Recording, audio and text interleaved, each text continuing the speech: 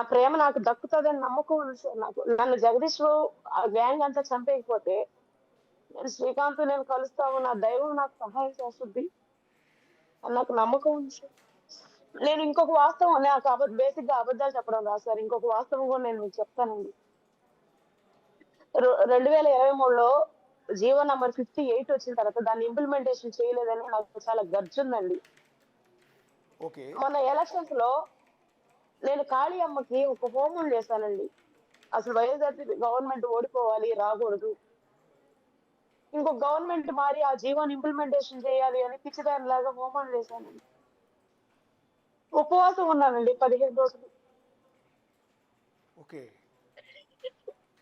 ఈ కూటమి ప్రభుత్వం వచ్చాక ఖచ్చితంగా జీవో ఇస్తదని నేను ఎక్స్‌పెక్ట్ చేశానండి. కానీ వాళ్ళు కొంతమంది అధికారులు ప్రభుత్వానికి చెడ్డ పేరు తెచ్చే విధంగా జీవో తీసుకొచ్చి నన్ను నలిపేశారండి. నేను దాన్ని మీలాంటి ఒక పెద్ద మనిషి దగ్గరికి పోయి, "అయ్యా! నా జీవితాన్ని నిలబెట్టండి. ఆ జీవో ఎట్ట చేయాలో నాకు సలహా ఇవ్వండి" అంటే ఆ పెద్ద మనిషి స్పందించి ఒక కూతురులాగా నన్ను భావించి దాని మీద పిల్ వేశారండి హైకోర్ట్‌లో. ఓకే. ఆ జీవో నంబరు ప్రిజనర్స్ అందరికి హాని చేసే విధంగా ఉంది. అది మేలు చేసే విధంగా లేదు అని దాని మీద పిల్ వేశారండి.